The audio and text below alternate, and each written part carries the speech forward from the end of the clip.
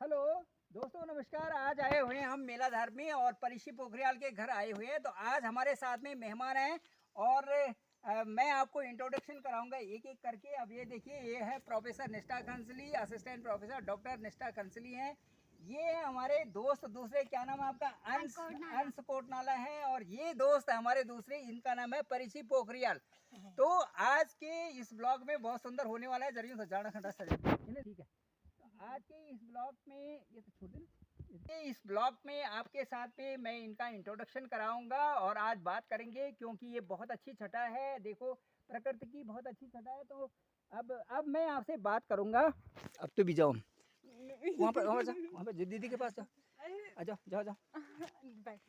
तो ये व्यू है हमारे पहाड़ का और मैं अब आपसे बात कराऊंगा। ये देखिए, ये छोटी सी बच्ची है और ये आज कुछ बोलने वाली है।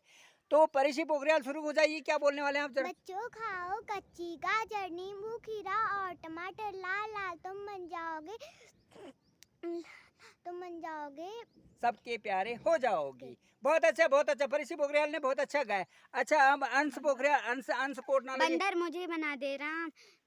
हाँ, बंदर मुझे बना देना, राम, पेड़ पेड़ पर झूम झूम उठूंगा, नहीं चारों तरफ चले जाऊंगा, कूद कूद कर सारे फल मेला धर के खा लूंगा। ठीक है, बहुत अच्छा, बहुत अच्छा। Thank you very much. कितना अच्छा बोला भाई। अच्छा, अभी याद हो जाएगा, फिर सुना देना, ठीक है। अच्छा, अब मेरे साथ में है, देखिए आपका नाम क्या है बेटा? शिवानी पोखरियाल हैं और ये आ रखे हैं श्रीनगर से और घर इनका यहीं पर है। घर पर जो है, यहाँ पर विनोद पोखरियाल जी की सबसे बड़ी सुपुत्री हैं और ये जो है कर रहे हैं श्रीनगर गढ़वाल, जो हमारा गढ़वाल यूनिवर्सिटी है, वहाँ से कर रहे हैं बीएससी। ठीक है ना? तो बीएससी कौन सी स्ट्रीम है बेटा, बताना जरा। मेरी बायो ग्रुप है, साइंस स्ट्रीम है और माइक्रोबायोलॉजी स्पेशलिस्ट। बहुत अच्छा। तो ये अच्छा है ये। हाँ। अच्छा है।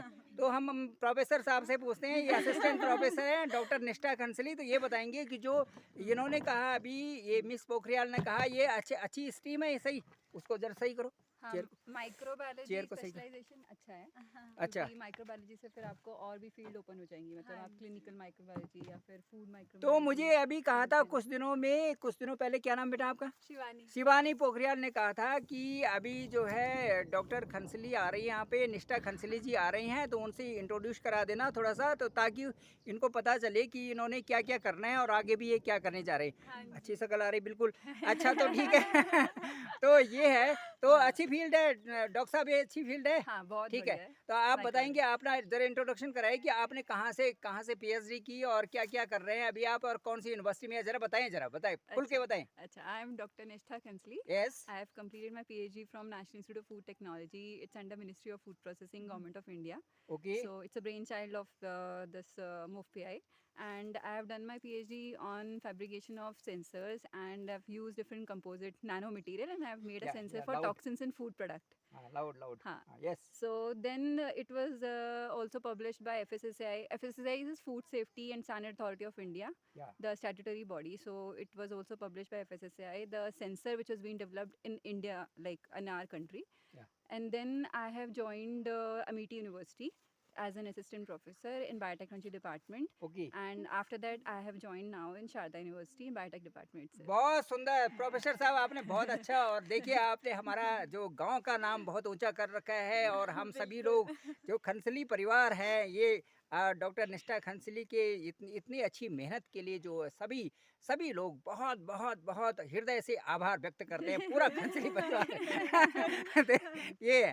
तो ये शिवानी पोखरियाल है। और आप क्या पूछना चाहेंगे प्रोफेसर साहब से, बताइए। कि आगे कुछ अच्छा सजेशन हम चाहेंगे कि दीदी हमें दे, क्योंकि दीदी ने बहुत अच्छे तरीके से जरा लाउड बोलो बेटा। हाँ। दीदी ने बहुत अच्छे तरीके से अपने फ्यूचर के लिए बहुत मेहनत करी है, तो हम चाहते हैं वो हमें भी थोड़ा गाइड करे कि ताकि हम भी थोड़ा आगे क्या करना है, आगे क्या हाँ, करना इस है समय उसमें। बीएससी फाइनल है आपका? हाँ जी फाइनल अच्छा, ईयर है। ठीक हाँ है। जी। हाँ, तो बताओ। तो अगर आप फाइनल ईयर में हो ना अभी, तो आप एग्जाम दे सकते हो, लाइक गेट का एग्जाम दे सकते हो, बिकॉज फाइनल ईयर के students they are eligible for GATE, है ना? सो गेट देने के बाद you will be eligible for other exam in good universities like MTech, और you can pursue masters also, right?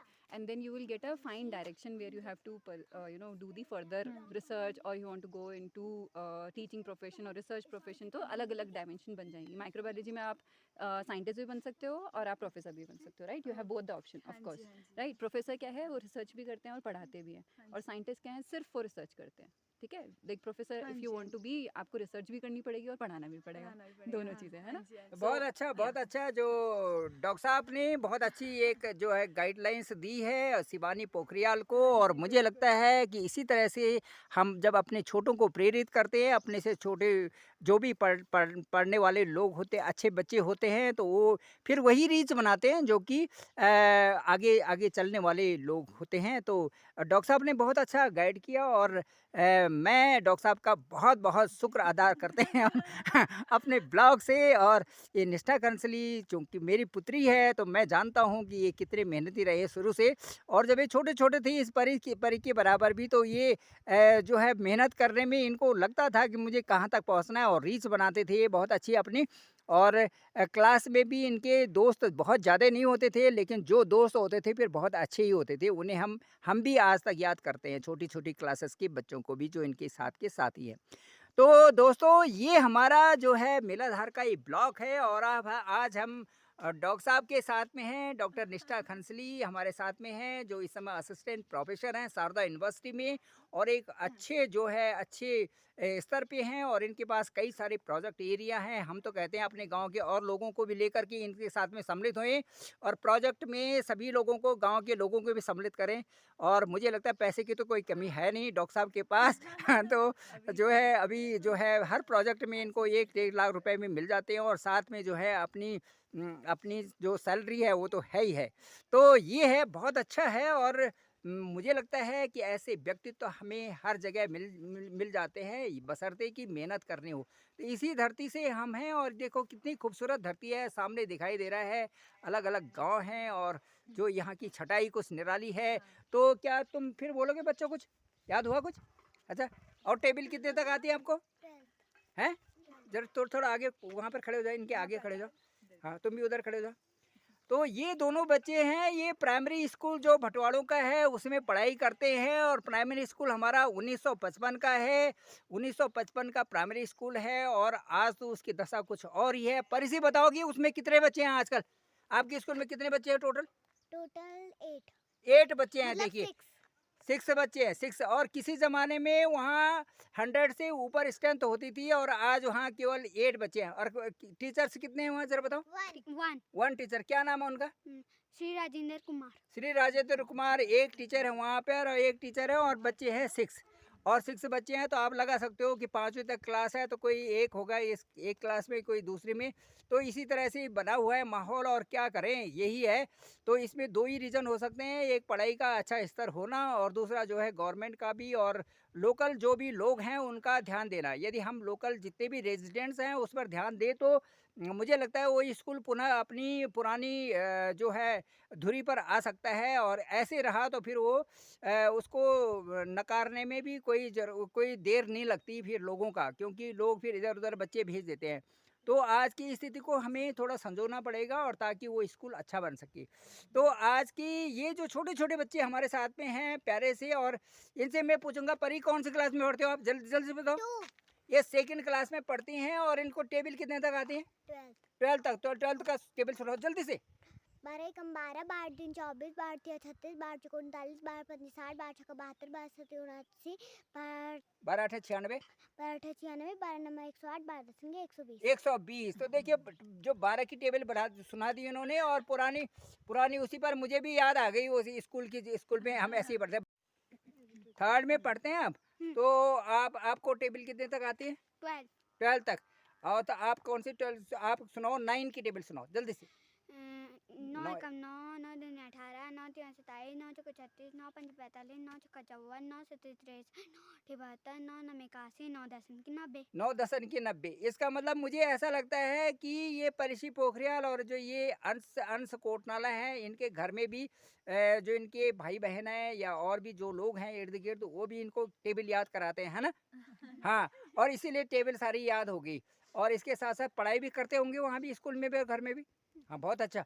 तो ये है दोस्तों, और ये नज़ारा है हमारे पहाड़ का। और जैसे कि मैं और भी अपनी वीडियो में बताता हूँ कि यहाँ तो हम पैदा हो रखे हैं, तो हमें लगता है ये स्वर्ग का ही एक हिस्सा है, और इसमें हम बिल्कुल जो है अपने उन्मुक्तता की तरह रहते हैं, और यहाँ का जो हमें एक स्वतंत्र वातावरण है ये बहुत ही लुभाता है। और चारों तरफ की जो हरियाली है और चारों तरफ के जो पेड़ हैं और चीड़ के पेड़ हैं और बहुत सारे आज बांज बुनास के पेड़ हैं और ये फ्रूट के जितने भी पेड़ हैं ये सारे लुभाते हैं।